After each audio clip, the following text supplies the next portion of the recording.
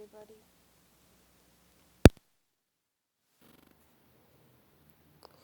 Hi, everybody. It's Battleham. I'm sorry I'm having trouble charging my phone right now, but I want to talk to you today about inner child work and when I think that inner child work can be useful and when I think it can be destructive. Now, inner child work, to basically sum up, is trying to envision the child that you were and reconstructing the past narrative of what that child experienced in order to create more harmony within your present state, within your present self. So this can take the shape of maybe imagining events that happened in the past and trying to save the inner child or the child that was. This can take the shape of remembering proud moments that the inner child accomplished and trying to carry that with you in the present day, trying to rewrite events, rewrite narratives that were damaging to the inner child. Let's say the narcissistic parents was saying horrible things about you, but now your adult self understands the truth and is trying to reconstruct the past for that inner child so that they would feel less ashamed. And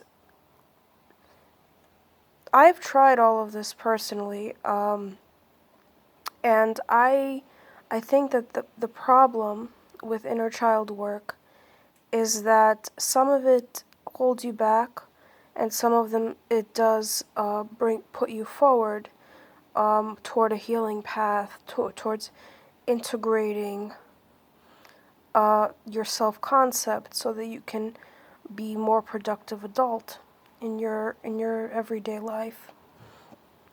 Now I'm going to start with the kind of inner child work I feel is damaging and doesn't help you. So if you're thinking, let's say, back to times that you were made fun of, you were ridiculed, you were beaten, you were abused, and you were completely helpless, and you start to feel a sense of pity towards that child, I think that will only take you so far, because I feel that seeing the child, the inner child, as a victim of something, it makes the past look very cloudy, and it makes you, your self-concept, one of self-betrayal, basically, even though realistically speaking, there's nothing that you could have done in the past to have saved yourself, because you were a minor, you had limited rights to save yourself. You had limited capacities on an intellectual level to save yourself from the situation. You couldn't work, you couldn't think like an adult, you had a completely different frame of mind. Your mind was very plastic, so it accepted the environment as it was, not because you're in any way inferior or stupid, but because that's literally all your mind was capable of doing at the time. And the narcissist, being the piece of shit that they are, seized on the opportunity of taking a mind that was not developed fully and exploiting it. And so if you frame yourself as a victim in the past tense, as a person that was exploited, was ridiculed, and did not fight back, then in my experience, that doesn't help you move forward at all. If, on the other hand, you can think of scenarios where you stood your ground, let's say you went to an adult and complained about the narcissist, and the narcissist was forced to scale back their abuse. Or if an adult stood up for you in spite of the biological tie that you have towards these narcissistic pieces of shit, this pseudo family that you had, then that can be a redeeming memory that will make you feel as though you were somebody that was, even at this very, very young age, capable of discerning the negative behavior towards you and positive behavior towards you. It's just that you did not have the financial capabilities and the intellectual capabilities because of your young age to get yourself fully out of the situation. You had a dependency on these people for your biological survival, and they failed you. And in spite of all of that, if you can think of memories like going to a guidance counselor, going to a teacher, and telling them about this, and them standing up for you, then that is a memory that is worth keeping in your memory bank, because it paints you as somebody that had resilience, okay? And in spite of everything, was able to put their foot down as much as they could. That's number one. So try to avoid seeing yourself as a person that was completely destroyed by these people, because that's not the case. It really isn't. These people, these narcissistic pieces of shit, the pseudo family, is not a reflection of you. And if you could build memories of how you opposed their influence, whether it is by studying hard, whether it is by saying no to vulgar behavior that they were displaying, if you could think of role models in your life that really change the course of how you think about the world, a science teacher, a guidance counselor, then it's beneficial to think about the inner child as somebody that knew better and went through some sort of incredible adversity to get to the enlightened state that they're in now. That's number one.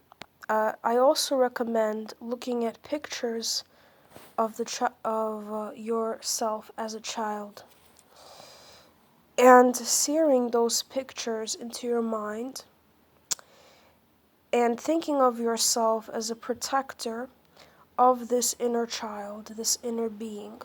And it could almost be like a meditation for you. Even if you had no,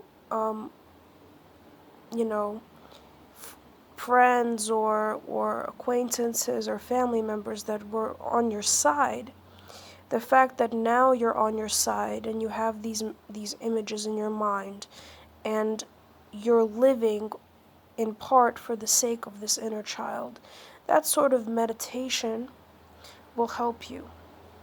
Instead of thinking about the narcissists, about the pseudo family that you left, rightfully, because your soul is stronger than their soul. That's why you left. Think about how you're going to give life to this child through pictures. So if you can make an album of yourself as a child, that would be very helpful. Also, I feel that it's important for adults that have left pseudo families with the narcissistic people to think back on what the inner child liked to do. So this could be drawing, this could be poetry, This could be dancing, this could be anything. And defending in your present state that right that you have to do something. So in my case, it's drawing, because I have very distinct memory of a teacher that really liked one of my drawings, and she gave me this incredible smile of recognition. And that's something that I still remember to this day. And there's a reason why these memories exist. And because you have this condition, this complex post-traumatic stress disorder, it's important to reframe the past in a way that's beneficial to you in the present. Because if you don't do that, you will keep dwelling on memories that are not fruitful, that are not capable of pushing you into the future. And that's one of the biggest pitfalls of therapy, in my opinion, because people dwell on things that they can't change now, they can't redeem as a positive memory, and that leaves them stuck. Because the main thing that we have to understand is there are memories that move you forward and memories that keep you stuck. And once you start understanding that, then you can choose what to remember and what to give more value to. If you're going to be in the past, if your brain is constantly going to regress, regardless, which is unfortunate circumstance that we're in, you might as well pick the memories that are going to help you now. That's the way I see it. So if you could think of memories of when you made yourself proud, or memories of when you did something that you would like to continue to do today. It may be in the beginning it'll be very painful for you to try things that you had done in the past that were taken away from you, but that's where you should go, because that's where the healing is. That's when the positive self can emerge, the positive self-concept. And that's when you can genuinely defeat this pseudo family that you have, because they have to become meaningless to you. They have to become people that do not matter in order for you to thrive. That's the bottom line. You can't keep coming back to what they did, what they said, what they're thinking. It has to be about who you are and who you want to become. And I can think of many instances in my own life when mentors or teachers or people in general stepped forward and said no, and basically let me know that what was happening was not fair. And those memories are there to stay just as much as the negative memories that I have. And so it has to become my responsibility to give more weight and more value to those positive memories of people putting their foot down, of grounding me in a reality that was separate from the pseudo family reality that I was living in. And that those were the moments when I was really able to bring forth my best foot in life. And that's the only hope that you have if you have complex PTSD. It's merging the positive aspects of the past with your present self and moving forward into the future as a positively integrated self, if that makes any sense. And that's my personal experience on inner child work. Don't focus on when you were helpless. Focus on when you were empowered, when people tried to give you power and tried to show you how much value you have. And I want you to reflect on some memories that you have and leave it in the comments section, and I will reflect on those as well.